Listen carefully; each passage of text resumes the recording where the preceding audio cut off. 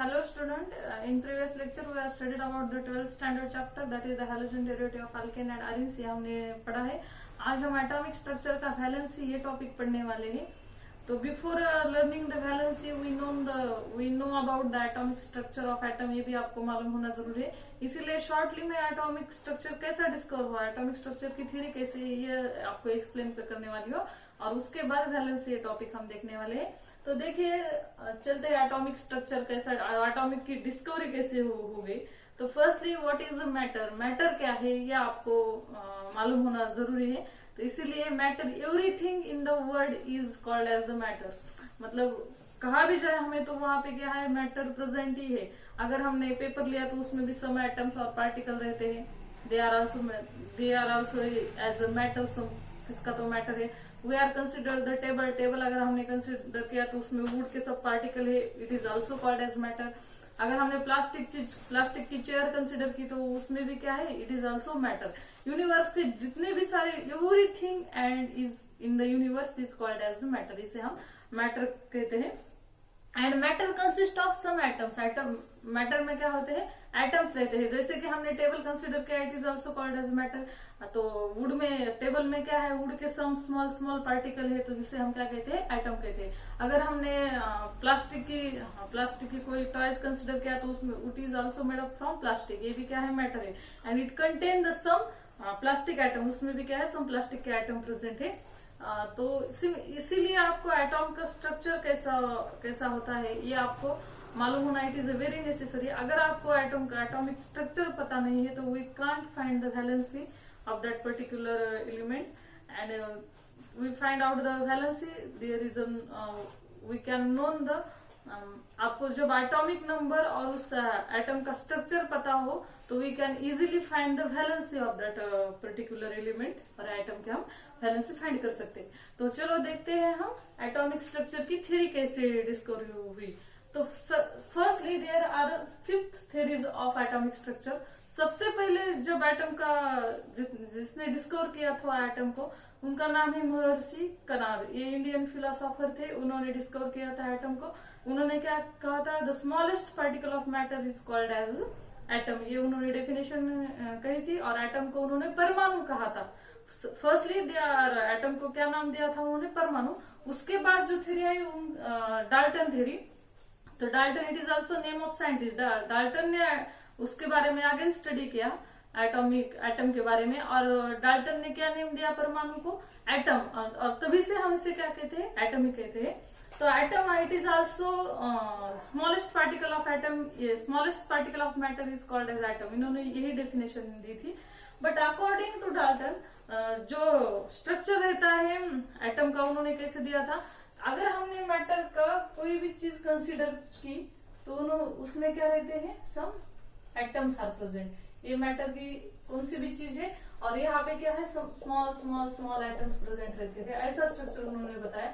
Just like the boondi laddoo. Boondi का लड्डू जैसा रहता है, उसका उन्होंने स्ट्रक्चर दिया था. बूंदी के लड्डू में क्या रहते हैं, स्मॉल वो सर्कल रहते हैं, और उसे बाइंड करके हम क्या, बूंदी लड्डू बनाते हैं. सिमिलरली उन्होंने क्या, matter is the smallest particle of atom is the smallest particle of matter, ये डेफिनेशन दी थी. और उन्होंने ऐसा स्ट्रक्चर दिया था, जस्ट लाइक बूंदी लड्डू. उसके बाद अगेन स्टडी हुई स्ट्रक्चर, एटम्स के स्ट्रक्चर के बारे में. And again the theory of J Thomson, उन्होंने डिस्कवर किया. तो उन्होंने प्रोटॉन्स और इलेक्ट्रॉन्स की डिस्कवरी की. उन्होंने कहा atom is the smallest particle of matter is called as atom, यही डेफिनेशन थी. But there are presence of positively charge species रहती है, उसे हम प्रोटॉन कहते हैं. और निगेटिवली चार्ज स्पेसिस रहती है प्रेजेंट, तो इससे क्या, इलेक्ट्रॉन कहते हैं. And this positively charge is surrounded by negatively charged species, and this negatively charged species is surrounded by positively charged species. मतलब पॉजिटिव निगेटिव का क्या रहता है, अट्रैक्शन, प्रोटॉन्स और इलेक्ट्रॉन्स का. इसलिए ये एक दूसरे के अटैचमेंट में रहते हैं. और उन्होंने क्या कहा था, एटम का स्ट्रक्चर कैसा है, एटम का स्ट्रक्चर है just like the watermelon. Watermelon में कैसे रहता है, there are seeds of watermelon present in everywhere. उसका कोई स्ट्रक्चर नहीं रहता पर्टिकुलर की यही प्रेजेंट होना चाहिए, ये सीड यही प्रेजेंट रहना चाहिए. They are present randomly. Same उसी तरह वहां पे क्या, प्रोटॉन्स एंड इलेक्ट्रॉन्स क्या रैंडमली प्रेजेंट रहते हैं, जस्ट लाइक द वाटरमेलन का जैसा. अंदर का जो स्ट्रक्चर रहता है उनके सीड जैसे प्रेजेंट रहते हैं, उसका स्ट्रक्चर जे थॉमसन ने बताया था। उसके बाद रुदरफोर्ड ने गोल्डफाइल्ड एक्सपेरिमेंट एक्सपेरिमेंट किया। उन्होंने ऑल्सो कहा, उन्होंने सेम कहा कि प्रोटॉन्स एंड इलेक्ट्रॉन्स ही प्रेजेंट रहते हैं एटम में, बट उन्होंने क्या कहा कि by taking the experiment of gold foil experiment करके उन्होंने बताया there are present the positively charge proton रहते हैं, वो एटम के सेंटर में प्रेजेंट रहते हैं, और negatively charge electron they are surrounded by nucleus, और जो न्यूक्लियस जो यहाँ पे प्रेजेंट रहता है, तो न्यूक्लियस में क्या रहते हैं, पॉजिटिवली चार्ज प्रोटॉन्स रहते हैं and electrons are revolve around the nucleus. जिससे ऐसा स्ट्रक्चर किसने बताया, रुदरफोर्ड ने। और उसके बाद जो मॉडर्न एटॉमिक स्ट्रक्चर आया तो वो लास्ट थ्योरी है एटॉमिक थ्योरी की, जिसका नेम है बोर्स एटॉमिक मॉडल। तो अकॉर्डिंग टू बोर थ्योरी उन्होंने क्या कहा था, the positively charge species of the atom is called as the nucleus, it is present in the centre of the atom and then electrons are revolve in different orbit. तो उन्होंने क्या कहा, there are number of orbits are present according to this number of orbits are present around the nucleus। इन्होंने क्या कहा था, जो centre में प्रेजेंट रहता था is called as the nucleus and then the electrons are revolve around the nucleus and there is having some vacant space between the nucleus and electron के बीच में क्या है, vacant space है। ऐसा स्ट्रक्चर रुदरफोर्ड ने बताया था। उसके बाद बोर एटॉमिक मॉडल आया तो उन्होंने क्या बताया, द प्रोटॉन्स क्या है, पॉजिटिवली चार्ज स्पेसिस है। तो पॉजिटिवली चार्ज स्पेसिस है वो कहाँ पे रहती है, न्यूक्लियस में प्रेजेंट रहते हैं, protons and neutrons present in the nucleus and they are denoted by the positively charge and electrons are revolve around the nucleus. यहाँ पे क्या है, electrons are revolve around the nucleus in different orbit. Electron क्या कहते हैं, different orbit में present रहते हैं। तो there is presence of number of orbit in an atom. तो उन्होंने जो closest orbit in the nucleus इसे क्या कहा था, के ऑर्बिट, इसे क्या कहा था, एल ऑर्बिट, और इसे क्या नाम दिया था, M orbit, like the capital K L M alphabetically नाम दिया था। जो क्लोजेस्ट ऑर्बिट रहती है न्यूक्लियस के प्रेजेंट उसे के कहा था, जो उसके बाद रहती है उसे एल, उसके बाद रहती है उसे एम एंड इलेक्ट्रॉन क्या कहते हैं, वो डिफरेंट ऑर्बिट में रिवॉल्व रहते हैं। फिर electron jump from lower orbit to higher orbit. अगर इलेक्ट्रॉन के ऑर्बिट से एल ऑर्बिट तक जाता है तो it absorb some energy absorb करता है। When electrons come from upper orbit to lower orbit, मतलब एम से अगर ये एल में आता है तो इट इमिट द एनर्जी, ये एनर्जी वो बाहर छोड़ देता है और बाद में नीचे आता है। सिमिलरली ऐसा स्ट्रक्चर उन्होंने बताया and it is the modern structure of atomic model. ये हमारा मॉडर्न स्ट्रक्चर है एटॉमिक मॉडल का। तो अगर आपको वैलेंसी फाइंड करनी है कौन से भी एलिमेंट की जो वैलेंसी फाइंड करनी है तो आपको बोर एटॉमिक ऑर्बिटल कहा था, आपको मालूम होना जरूरी है। तो इसीलिए उसमें डिफरेंट ऑर्बिट भी रहते हैं, that is the K L M, they are different orbits and there are, और ऑर्बिट को हम आल्सो कॉल्ड एज क्या कहते हैं, शेल भी कहते हैं। तो ऑर्बिट क्या है, it is the revolving path of electron at which electron revolve around the nucleus. ये क्या है, it is the fix path है, it is the fix path of electron along which the electrons revolve around the nucleus। मतलब यह electron का fix path है। यहाँ पे इलेक्ट्रॉन क्या कहता है, क्या करता है, रिवॉल्व होता है अराउंड द न्यूक्लियस में। तो इसे क्या कहते हैं हम, ऑर्बिट। तो there are presence of number of orbit in an atom and there are sub orbit is also present in electron. उसको क्या नाम दिया था सब ऑर्बिट को उन्होंने, एस पी डी एफ। ये क्या है, सब ऑर्बिट। मतलब के ऑर्बिट है तो वहां पे सब ऑर्बिट प्रेजेंट है, यस। एल ऑर्बिट लिया तो देयर आर 2 सब orbit, that is the S and P. अगर हमने एम ऑर्बिट लिया तो there are presence of 3 sub orbit, that is the S P D. तो ऐसे डिफरेंट ऑर्बिट प्रेजेंट रहते हैं एंड एस ऑर्बिट की कैपेसिटी है to take the electrons 2 electrons, S orbit की। पी ऑर्बिट की कैपेसिटी है to take the maximum 6 electron. D orbit की कैपेसिटी है to take the electron maximum 10 and F orbit की कैपेसिटी है to take, F orbit की capacity है to take the maximum electron is 14। इसीलिए अगर हमने इसका सोडियम का एटॉमिक नंबर कितना है 11। तो एटॉमिक नंबर के हिसाब से हम इसका स्ट्रक्चर ड्रॉ करते हैं। तो यहाँ पे क्या आएगा न्यूक्लियस, उसके बाद फर्स्ट ऑर्बिट, फर्स्ट ऑर्बिट में कितने इलेक्ट्रॉन प्रेजेंट रहते हैं 2 electrons, first here second here. बाद में कौन सी ऑर्बिट आती है थर्ड ऑर्बिट में कितने इलेक्ट्रॉन प्रेजेंट रहते हैं 8 electrons, 1 2 3 4 5 6 7 and 8 electrons. There are presence of 8 electrons, ऐसे डिनोट करती हूँ।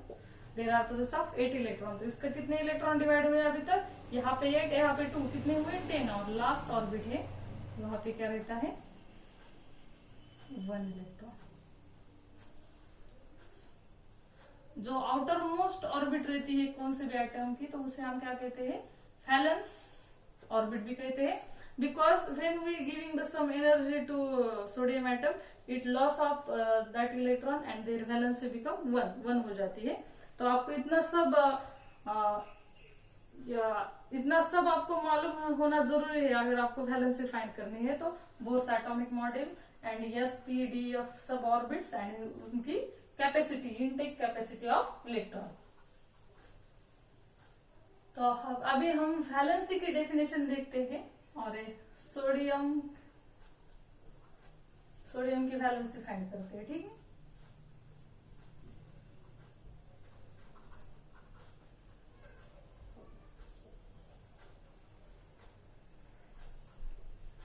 वैलेंसी क्या है, it is the combining capacity of a element to form the compound. It is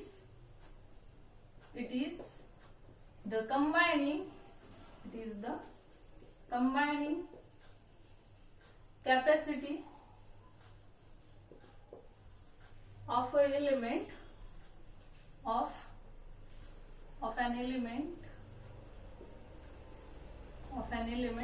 to form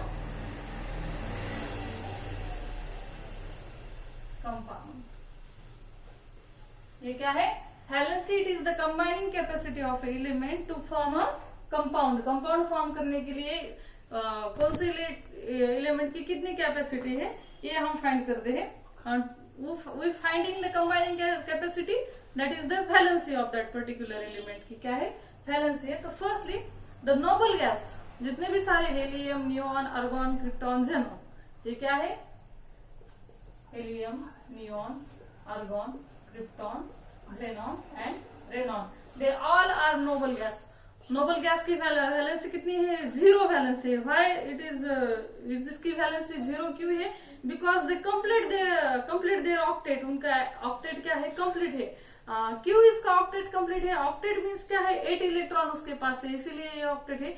but there is it is not correct sentence कि there उसका octet complete है, इसका meaning उसके पास 8 इलेक्ट्रॉन है।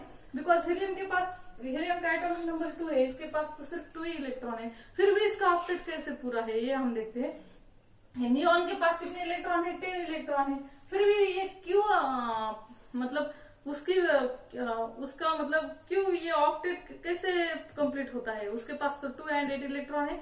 ये अगर आपने 2 and 8 इलेक्ट्रॉन की जब सेल में दिखाया तो आपको लगेगा यहाँ पे 8 इलेक्ट्रॉन है इसलिए उसका ऑक्टेट पूरा है, but it is not correct reason, because बाद में जब बताती हूँ उसका मैं रीजन।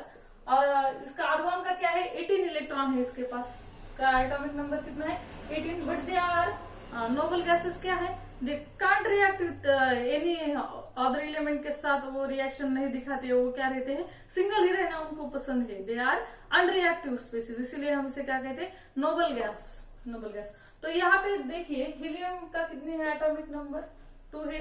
तो हीलियम का स्ट्रक्चर कैसा है, तो यहाँ पे पॉजिटिवली चार्ज न्यूक्लियस रहेगा, उसके बाद उसमें क्या है हीलियम एटम में क्या है एक ही ऑर्बिट प्रेजेंट है और there are presence of 2 electron.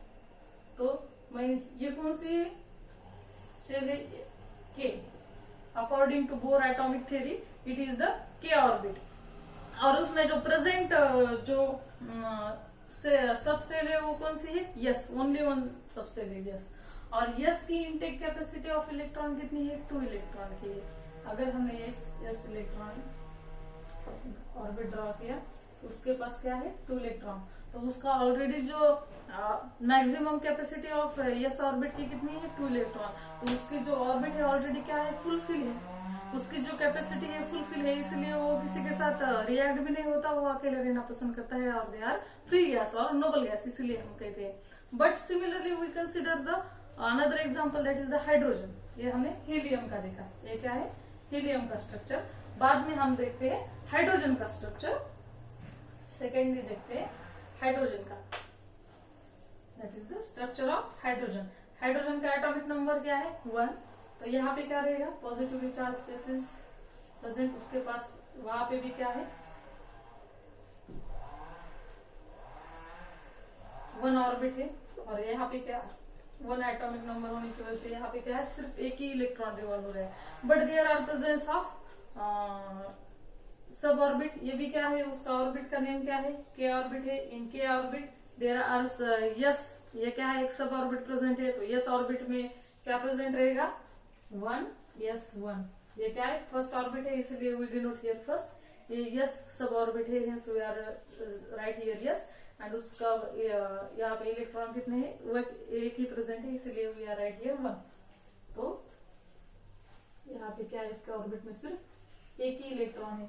They do not complete their octet, इसका ऑक्टेट कंप्लीट हो जाता है क्या, नहीं, उसको इसकी मैक्सिमम यस जो सबसेल है उसकी maximum intake capacity of electron कितनी है, 2 इलेक्ट्रॉन की कैपेसिटी है, तो उसके पास एक ही इलेक्ट्रॉन है, तो इसीलिए ये हाइड्रोजन क्या करता है, दूसरे जब एटम्स और एलिमेंट कंबाइन हो जाता है तो एक इलेक्ट्रॉन अपना शेयरिंग ऑफ इलेक्ट्रॉन हो जाती है उसके बीच में, and there is a formation of to take the another 1 electron, इसीलिए वो दूसरों के एक इलेक्ट्रॉन शेयर कर देता है, और अपना जो उनका जो खुद का जो ऑक्टेट रहता है वो क्या करता है, कंप्लीट करता है। इसीलिए हाइड्रोजन की वैलेंसी कितनी है, 1 है।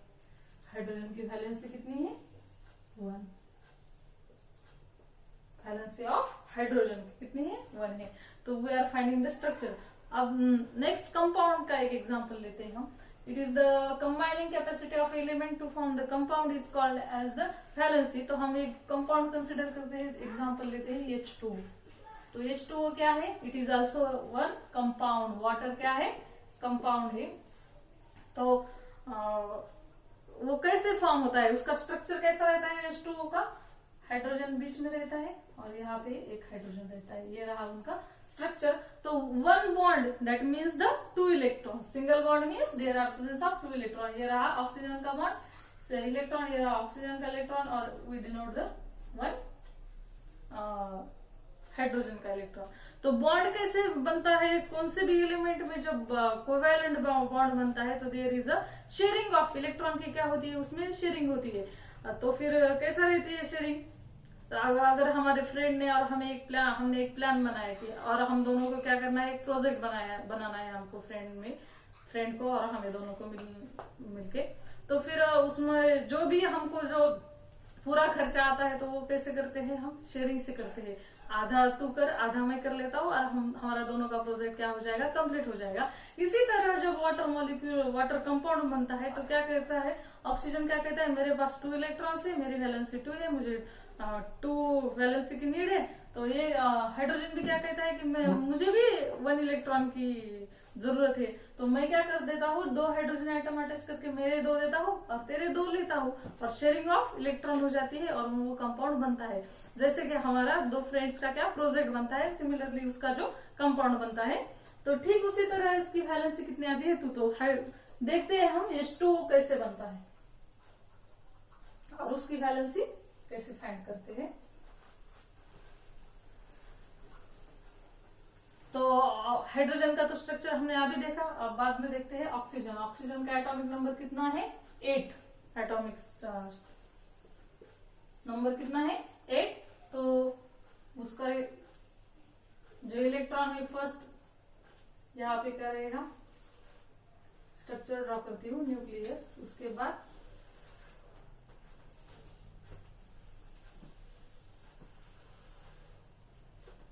यहाँ पे 2 इलेक्ट्रॉन्स के शेल में L में 6 electrons, 2, 3, 4, here 5 and here 6 electrons. तो ये क्या है के शेल और ये क्या है L। There are present 2 orbit, first is k orbit and second is L orbit. तो k ऑर्बिट की जो सब शेल है और सब ऑर्बिट है वो क्या है 1s, उसकी कैपेसिटी कितनी है 2 इलेक्ट्रॉन की। L ऑर्बिट में कितने सब ऑर्बिट है 2 सब orbit, that is the 2s and 2p। तो s की कैपेसिटी कितनी है आगे 2 इलेक्ट्रॉन की और p की कैपेसिटी कितनी है 6 इलेक्ट्रॉन की, but there are presence only 4 electron. यहाँ पे क्या है सिर्फ प्रेजेंट है 4 इलेक्ट्रॉन। तो इसका अगर हम स्ट्रक्चर ड्रॉ किया 2s में कितने इलेक्ट्रॉन है 2, इसकी कैपेसिटी है 6 इलेक्ट्रॉन की। तो यहाँ पे कितने इलेक्ट्रॉन है 2 ही इलेक्ट्रॉन है। तो उसकी जो वैकेंट स्पेस, जो वैकेंट ऑर्बिट है उसे कंप्लीट करने के लिए उसे आगे हम कितने इलेक्ट्रॉन की जरूरत है 2 इलेक्ट्रॉन की जरूरत है। Hence the valency of oxygen atom क्या है 2 है। इसीलिए to complete the octet of oxygen atom there is a need of 2 electrons. Hence the valency of oxygen is equal to क्या है 2 ऑक्सीजन की वैलेंसी है। अगर फिर उसकी जो 2 वैलेंसी जो जरूरत है वो कौन फुलफिल करता है, उसकी जो नीड है वो कौन कंप्लीट करता है हाइड्रोजन आइटम क्या करता है, उसको भी क्या है एक हाइड्रोजन को भी क्या है नीड है एक इलेक्ट्रॉन की। तो हाइड्रोजन क्या कहता है अपने पास का जो 1 इलेक्ट्रॉन है वो क्या कहता है ऑक्सीजन को देता है, और ऑक्सीजन भी क्या कहता है हम उसके पास जो 2 इलेक्ट्रॉन है वो दोनों हाइड्रोजन आइटम को देता है। एंड ये रिजल्ट फिर दोनों का ही क्या हो जाता है कंप्लीट हो जाता है। और इसीलिए H2O मतलब oxygen gives the 2 electrons to the hydrogen and hydrogen give the 1 electron. Hence we need the 2 hydrogen atom and 1 oxygen atom. ये हुआ उसका मॉलिक्यूलर फार्मूला और ये हुआ उसकी वैलेंसी। नेक्स्ट कहते हैं हम सोडियम। तो सोडियम का स्ट्रक्चर है, तो सोडियम में कितने शेल है, ये 3 ऑर्बिट है और शेल है KL M। तो K में कौन से सब ऑर्बिट है 1s, तो उसमें कितनी 2 इलेक्ट्रॉन की कैपेसिटी है। तो यहाँ पे 2 इलेक्ट्रॉन्स ऑलरेडी प्रेजेंट है, तो इसीलिए ये क्या है फुलफिल ऑर्बिट है। सेकेंड कौन सा ऑर्बिट है L ऑर्बिट। L ऑर्बिट में कौन से सब ऑर्बिट है, फर्स्ट है 2s, सेकेंड है 2p और लास्ट है लास्ट कौन सा। तो इसकी कितने इलेक्ट्रॉन की कैपेसिटी है 8 इलेक्ट्रॉन की। यस के यहाँ पे 2 आए और p के यहाँ से 6 आ गए, तो कितने हो गए सब कितने हो गए यहाँ पे there is a presence of 10 electron. तो ये इसका एटॉमिक नंबर 1 है। तो ये कौन सी है M, but in M having the again S P D सब ऑर्बिट। अगर हमने सिर्फ 3s यहाँ पे ड्रॉ किया क्योंकि जो बाकी की जो ऑर्बिट है वो उसके पास तो इलेक्ट्रॉन नहीं है फुलफिल करने के लिए। Hence we are write only first जो सब ऑर्बिट रहता है वो राइट कर दे और there is a presence of 1 electron. तो यहाँ पे क्या है 1 इलेक्ट्रॉन है। तो S की कैपेसिटी कितनी इलेक्ट्रॉन की है एक्चुअली 2 इलेक्ट्रॉन की है, बट ये फुलफिल करता है क्या 2 इलेक्ट्रॉन नहीं। इसीलिए सोडियम क्या कहता है जो लास्ट ऑर्बिट का जो इलेक्ट्रॉन रहता है वो डोनेट कर देता है किसी दूसरे एलिमेंट को और कंबाइन हो जाता है। एंड वो क्या करता है उतनी उसका जो ऑक्टेट रहता है वो क्या करता है फुलफिल करता है, उसकी जो नीड रहती है वो कंप्लीट करता है। इसीलिए उसको और कितनी इलेक्ट्रॉन की जरूरत है टू कंप्लीट द ऑक्टेट। अगर जरूरत के हिसाब से some element giving the electron, some element taking the electron, ऐसा करते हैं तो उसको क्या है एक ही इलेक्ट्रॉन है उसके पास। अगर उसने 1 इलेक्ट्रॉन किसी और को दे दिया तो यहाँ पे क्या हो जाएगा जो बाकी का जो स्ट्रक्चर है सोडियम का वो क्या रहता है स्टेबल रहता है स्ट्रक्चर। तो स्टेबल रहने के लिए ये डोनेट 1 इलेक्ट्रॉन एंड बिकम क्या हो जाता है फ्री हो जाता है। हेंस सोडियम की वैलेंसी कितनी है 1 वैलेंसी है सोडियम की। और बाद में नेक्स्ट एग्जांपल लेते हैं हम कार्बन की वैलेंसी कितनी है।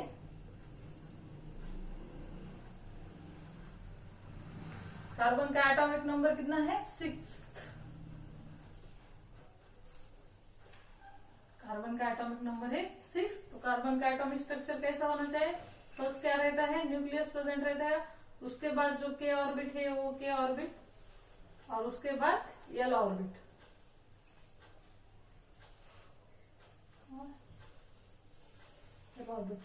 तो यहाँ पे 2 इलेक्ट्रॉन्स और यहाँ पे रहते हैं 4 electrons, first, second, third and fourth electron. तो ये कौन सा ऑर्बिट है? के ऑर्बिट है। ये कौन सा ऑर्बिट है? एल ऑर्बिट है। ये के ऑर्बिट। तो के ऑर्बिट में कौन सी सबसेल प्रेजेंट है? 1s। s की कैपेसिटी कितनी है? 2 इलेक्ट्रॉन की। तो यहाँ पे 2 इलेक्ट्रॉन उसके कंप्लीट हो जाती है और दे बिकम फुलफिल। सेकेंड कौन सा है? 2s। एल ऑर्बिट में कौन सा है? 2s and then 2p। 2s and 2p सब ऑर्बिट है। तो 2s, s की कितनी कैपेसिटी है? 2 इलेक्ट्रॉन यहाँ भी गए। और p की कितनी कैपेसिटी है? Total 6 electron. बट यहाँ पे 6 इलेक्ट्रॉन है क्या उसके पास? नहीं, सिर्फ 2 ही इलेक्ट्रॉन है। तो अगर यहाँ पे 2 इलेक्ट्रॉन है लास्ट ऑर्बिट में, तो इसको फुलफिल करने में आगे कितने इलेक्ट्रॉन चाहिए? 4 इलेक्ट्रॉन चाहिए टू फुलफिल द नीड। यहाँ पे 2 1 ऑर्बिट में, यहाँ पे 1 और यहाँ पे 1, इसीलिए कार्बन की वैलेंसी कितनी है? 4। Valency of carbon is equal to 4। Why it is 4? Because उसकी जो नीड है, स्टेबल होने की जो जरूरत है, उसके कितने इलेक्ट्रॉन चाहिए? 4 इलेक्ट्रॉन चाहिए। हिंस अगर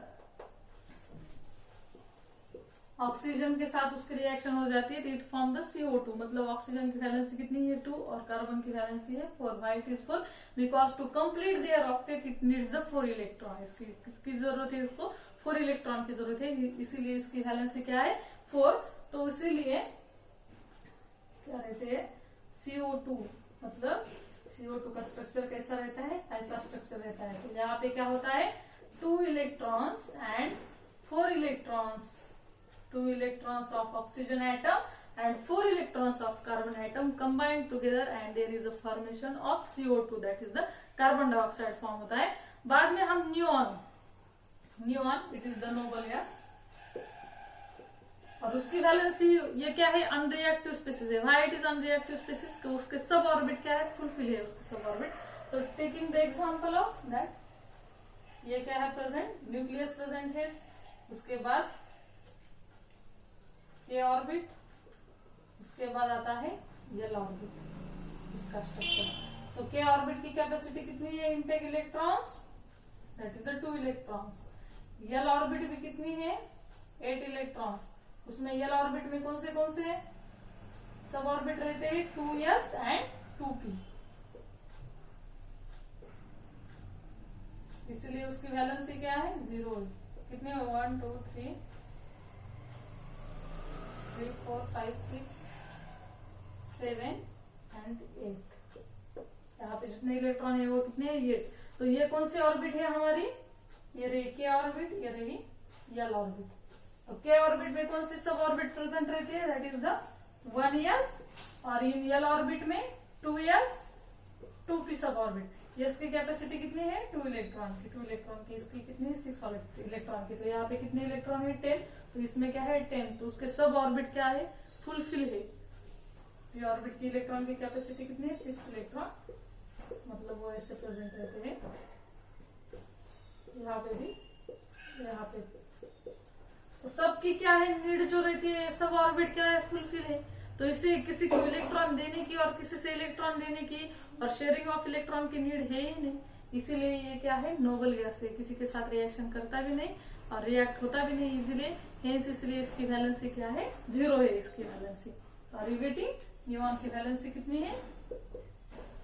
neon valency is equal to 0। Why it is 0? Because उसकी जो नीड है ऑर्बिट की, वो क्या है? इलेक्ट्रॉन की जितनी नीड है वो क्या है? ऑलरेडी फुलफिल है। इसलिए वो किसी के साथ रिएक्ट होता ही नहीं, इसलिए इसकी वैलेंसी है 0। तो अब are you getting the valency concept? आपको कैसे समझ में आ गया? How we can find the valency? Valency कैसे फाइंड करते हैं? कि जो आउटर मोस्ट ऑर्बिट रहता है वो अगर फुलफिल है कोई भी एलिमेंट का, तो उसकी वैलेंसी 0 हो जाती है। अगर वो फुलफिल नहीं, तो according to their need of their electron taking और giving of electron and taking of electron की उसकी जो नीड है वो कैसे कंप्लीट करता है। मतलब उसको अगर उसका ऑक्टेट पूरा करने के लिए 1 इलेक्ट्रॉन की जरूरत है तो उसकी वैलेंसी हो जाती है 1। अगर उसका ऑक्टेट और उसको स्टेबल होने के लिए अगर उसको और 4 इलेक्ट्रॉन की जरूरत होती है तो उसको क्या कहते हैं हम, उसकी वैलेंसी क्या आती है 4। तो अगर कौन सा और एक एग्जांपल है क्या आपको देने के लिए, मेरे हिसाब से लिथियम लेना चाहिए हमको। लिथियम जिसका एटॉमिक नंबर कितना है 3। तो वहां पे क्या होता है, there are present 1 nucleus, then there are presence of 2 electron is here and there is the presence of another, that is the 1 electron here। तो उसकी कैपेसिटी क्या है, यहाँ पे के सेल है, यहाँ पे कौन सी है एल सेल है, के सेल में कौन सी सब सेल है 1s, उसकी कैपेसिटी है 2 इलेक्ट्रॉन की। और आगे there is the presence of 2s और 2p के पास इलेक्ट्रॉन फुलफिल करने के लिए है ही नहीं। तो अगर लिथियम के पास है तो वो सिर्फ एक ही इलेक्ट्रॉन है। तो अगर इसके पास एक ही इलेक्ट्रॉन है तो इसकी capacity maximum intake of electron capacity कितनी है 2 इलेक्ट्रॉन की है। तो यहाँ पे सिर्फ एक ही इलेक्ट्रॉन है तो उसका ऑक्टेट का पूरा करने के लिए उसको और एक इलेक्ट्रॉन की जरूरत है, इसीलिए इसकी वैलेंसी क्या है 1 वैलेंसी है। Are you getting the valency concept? मेरे हिसाब से तो आपको तो वैलेंसी कंसेप्ट अभी पूरा ध्यान में आ गया होगा, because it totally depend on the atomic structure के ऊपर डिपेंड है, उसके जो ऑर्बिट और सब ऑर्बिट है उनकी इनटेक ऑफ इलेक्ट्रॉन की कैपेसिटी कैसे उसके ऊपर डिपेंड है। तो आज के लिए हम यही पे रुकते हैं, तो थैंक यू।